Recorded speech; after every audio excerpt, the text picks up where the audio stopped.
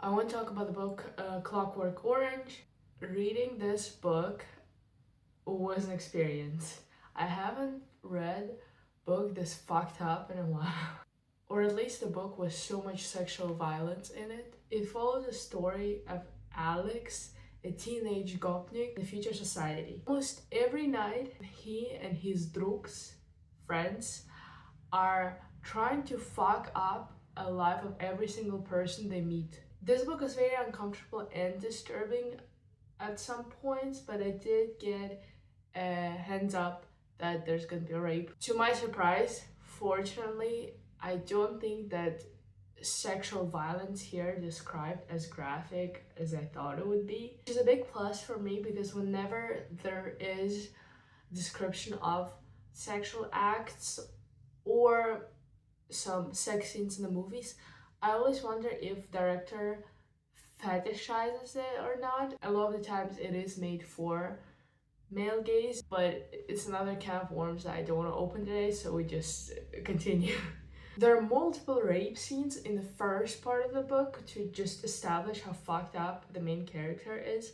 There were two 10-year-olds that are forced into sexual act without their consent. There is a wife that is being sexually violated by Alex and all his droogs. This woman is a wife of a writer of the book Clockwork Orange, and this character is going to be mentioned later as well.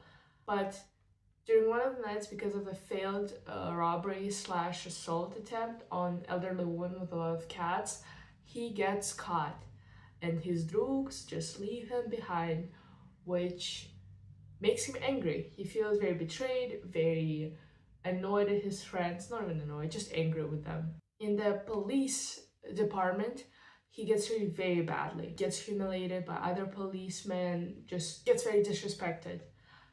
You can say rightfully so, after all the horrible crimes he committed, but I did get the feeling that the police only was doing it because of their own internal drive towards violence and not because they wanted to avenge some of the victims in their experience. After the court process, Alex gets thrown into prison and stays there for 2 years. We get another piece of information about this world, that the prisons are overcrowded. The cells that originally should have had 4 inmates now have 8, and they get Alex and his other roommates, they get a new inmate, ends up being in a very unfortunate state and being raped by all his inmates, including Alex. After this accident, it's not an accident. After this incident, he ends up dead, most probably because of the shock. And Alex, being the one who did it last, gets blamed for it. He feels pretty much the same way when his friends left him behind during his robbery. He gets into this rehabilitation program where he is conditioned to become ill whenever he thinks of violence, basically removing his free will. After that procedure, Alex just becomes defenseless against all this violence in the world. He gets beaten by the old man that he robbed in part 1. He gets raped by the police, which one of the policemen was one of his droogs in the past. He does find rest in the house of the writer whose wife he raped, and we find out that the wife didn't survive the assault and died because of what happened to her that day. And here, the writer again vocalizes the main idea of the book. A man who cannot choose ceases to be a man. He makes Alex meet other people who want to overthrow the government and use him as a proof that the experiment doesn't work and is not good for people in society. later in the day, Alex tries to kill himself. I don't want to get into details, but he jumps out the window. He doesn't die. He breaks his back and some other bones. He wakes up in the hospital and finds out that he no longer have that condition. And he goes back to the speech and his behavior from the past. At the end, when he gets 18, he starts to get bored of his nightlife activities. After meeting one of his other drugs who's getting married, he finds this internal urge to do something more, to do something different with his life. Also, apparently, he had this son. He had to cut out newspaper of the picture of his son. We don't know who the woman is. Hopefully, not one of the 10-year-olds. But the ending does apply that the actual change has to come within and cannot be external. Overall, I did like reading this book.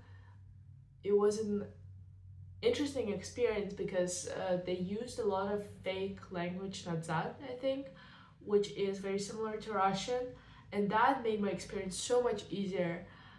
I would have struggled so much more if I didn't know some of the words without looking in the dictionary. I do see it being fun if you have a physical book, but I do have a Kindle, so just always pressing, like going to a dictionary, pressing the word, it it was quite annoying.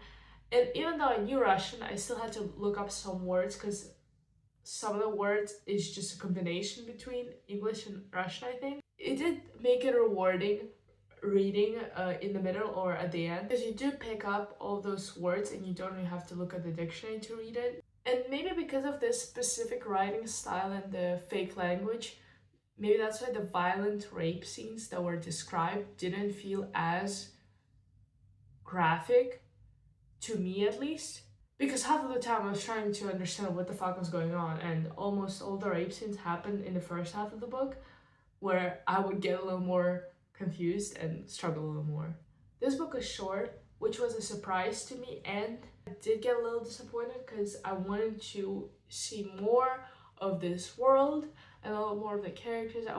I want to see more of the writer. We did get information from the person. I forgot who he was. Someone from the government visits Alex in the hospital, and he does say, "Oh, we had to restrain him because he was trying to harm you after finding out what you did to his wife." But I wish there was more to it. Also, I guess the transition between Alex being Alex throughout the whole book and Alex in the final chapter where he starts feeling some type of way about the violent acts he does. I wish the transition was smoother. The other thing that book does, it highlights the ineffectiveness of individual solutions to systematic problems. So in this case, we're trying to solve violence, right? Everyone is fucked up. Police, people, just teenagers running around killing, raping people. Removing Alex's free will just makes him a victim to other violent actors. You cannot fix broken society by just fixing some individuals here and there, because violence comes in a lot of different forms and from a lot of different directions. We saw it in policemen who are there to guard and save people. What Alex's drug did was also bad, even though he's doing it to other criminals. It doesn't make him better. It doesn't make him better, and he doesn't face any consequences for his actions. You can argue and say, "Oh, Alex's friend, the policeman, he rapes and he does those bad things to the criminals." But I don't think so. I think they do it to anyone they don't like. Let's say you didn't commit the crime, but someone called on you. And they just take you to the station and they fuck you. They don't care. So they do pretty much the same thing, but under protection of law.